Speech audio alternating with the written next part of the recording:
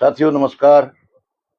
आप देख रहे हैं सहयोग समाचार और आज हमारे साथ हैं श्री आनंद मलिक, इसराना भाजपा के महामंत्री, जिनसे बातचीत करेंगे सरकार के बारे में, किसानों के बारे में और आम जनता के बारे में, बजट के बारे में। तो आनंद जी, सबसे पहले स्वागत आपका हमारे। बहुत बहुत नमस्कार मास्टर जी आपके, और आज जो आपके चैनल देखने वाले हैं सबको नमस्कार जी। नमस्कार। तो पार्टी स्थापना दिवस मना रही है, क्या क्या कार्यक्रम?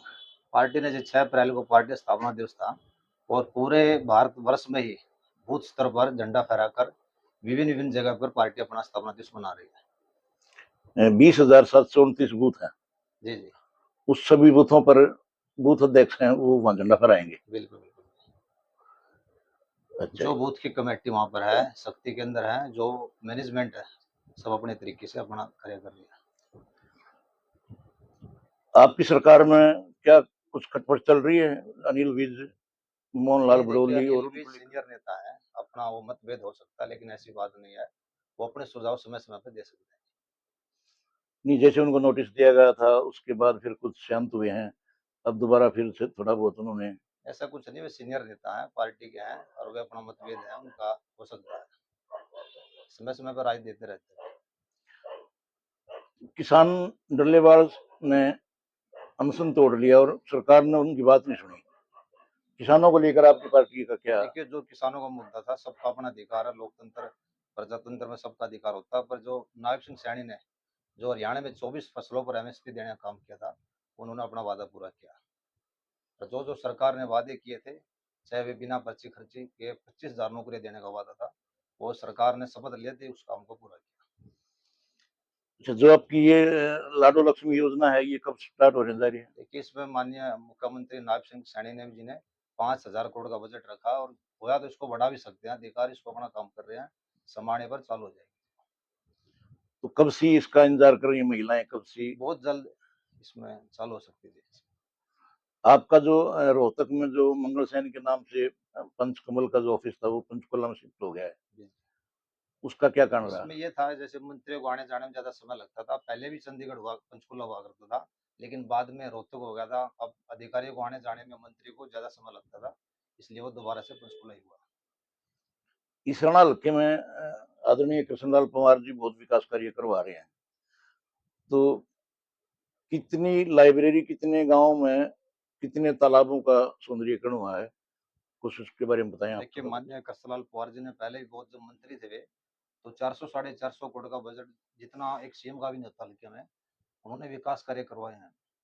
अब यार 2 करोड़ से भी ज्यादा अब यार जो मांगे थी, हर पूरी विधानसभा में समय समय पर सारी पूरी की जा रही है। अब जो लाइब्रेरियों का सेंक्शन होना है गांव में और चौपाड़ों का सेंक्शन होना है, जी जी, वो प्रक्रिया कब शुरू हो जाएगी? वो बहुत उसमें जगह चिन्हित कर रहे हैं, जहाँ पर ठीक लगेगी उसी टाइम उसको चालू कर दिया जाएगा। तो एक दर्शकों ने मांग की थी, इसमें वोटरों ने मांग की थी कि इस राणा ब्लॉक में भी एक कार्यालय मंत्री जी खोल दें, तो क्या ये संभव है? देखिए, मंत्री जी को इसके बारे में अवगत करा दिया गया है, और बहुत जल्द वे भी, जैसे मतलोडा बैठते हैं, एक दिन यहाँ जरूर बैठेंगे, हफ्ते में एक दिन समय यहाँ लोगों की जी समस्याओं बिल्कुल का बिल्कुल समाधान जी। यहाँ हो जाए। तो समाधान शिविरों में जो समस्याएं आती हैं, उनके उनका समाधान करने के लिए यहाँ कार्यालय होना बहुत जरूरी है, बहुत मंत्री जी जरूरी के है, पास बिल्कुल बिल्कुल। जाए तो किसानों की फसल पक के आ गई है मंडियों में, जी जी तो नमी की समस्या आ रही है। जी 12% नमी तक तो सरकार ले सकती है, जी जी। कुछ ज्यादा ही समस्या आ रही है, इसके लिए खरीद के लिए क्या करी सरकार? जैसे ही सरकार ने, जैसे सबसे पहले तो अटल जो कैंटीन थी, जो किसानों को कोई परेशानी ना हो, मंडियों में बनाई है। अपने मंडी में शुरू कर दिया है। अब गेहूं की सीजन है, अब फसल आनी शुरू हो गई है, सारी उसमें कमाई शुरू। इसके अलावा आपसे हम एक और बातचीत करना चाहते हैं। जो ये नौकरियों का जो खेल है, जी मुझे लगता है कि 10 साल की ईमानदार सरकार, नो खर्ची नो पर्ची के आधार पर लोगों को नौकरियां मिली हैं। तो युवाओं को क्या संदेश दोगे जो भ्रष्टाचार देखिए, की युवा ओर? का पहले, जैसे आपको पता मास्टर जी, पहले कैसे नौकरी बिकती थी, हर विधायक का एक कोटा हुआ करता था, और इसमें माननीय पूर्व मुख्यमंत्री मनोहर लाल जी ने, जिसको भ्रष्टाचार का काल कहते हैं, उन्होंने पूरी ईमानदारी के साथ ऐसा सिस्टम बनाया, पूरी पारदर्शिता से, कि बच्चा जो भी पढ़ेगा उसी की मेरिट होगी। तो युवाओं को भी अपना पढ़ना चाहिए, लाइब्रेरी में जाना चाहिए, और उसी के बेस पे नौकरी मिलेगी।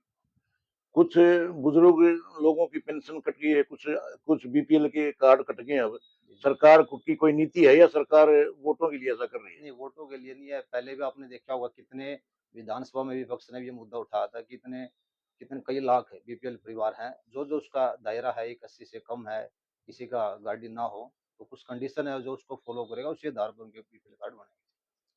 बहुत जल्दी ये सभी कार्रवाई हो बिल्कुल, जाएंगी। बिल्कुल। धीरे-धीरे हो रही है। सरकार ने 20 तारीख का टाइम भी दिया है। सरकार का कोई नया एजेंडा आया हो अभी? सरकार देखो, पहले मास्टर जी आपको बता दूँ कि जो नायब सिंह सैनी ने हमारी जो 2014 में सरकार आई थी, उससे भी ज़्यादा सीटें अब की बार आई हैं।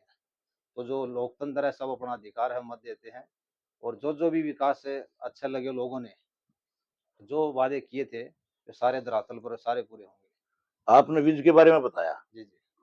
विज एक धारदार नेता है, जी, बहुत बढ़िया नेता है। विधानसभा में जो राम कुमार गौतम और अरविंद शर्मा की जो बात हुई थी, जी, जी। कहाँ तक देखते हो उसको उचित है या नहीं? क्या देखो, क्या? उचित तो नहीं, ऐसी भाषा नहीं होनी चाहिए थी, लेकिन फिर भी उनका आपस में समझौता हो गया। तो समाज पर तो असर पड़ेगा, समझौता तो बेशक कर ले वो। बिल्कुल, दोनों सीनियर नेता हैं। ठीक है। तो इस रण हल्के में कोई बड़ी योजना पवार साहब जाने जा रहे हैं? देखो, अभी तो इसके कोई बारे में कह आईएमटी, नहीं कोई सकते। कॉलेज, कोई? वो तो अभी मंत्री जी बता सकते हैं उस बारे में जी। लेकिन उनके प्रयास तो ये हैं कि पहले से भी ज़्यादा काम हो विकास के। थैंक यू वेरी मच, आप ठीक है। हमारे स्टूडियो में धन्यवाद आए। नमस्ते। Thank you very much. मैं हूँ वेद वशिष्ठ, हमारे साथ थे आनंद मलिक, युवा नेता, युवाओं के प्रेरणा स्रोत, भाजपा के महामंत्री इस रण हल्के से, जो बहुत ही कर्मठ और ईमानदार नेता हैं, और इन्होंने हमारे साथ बातचीत की। इनका बहुत बहुत आभार व्यक्त करते हैं। राजेश मलिक के साथ में वेद वशिष्ठ, इस रण से सहयोग समाचार।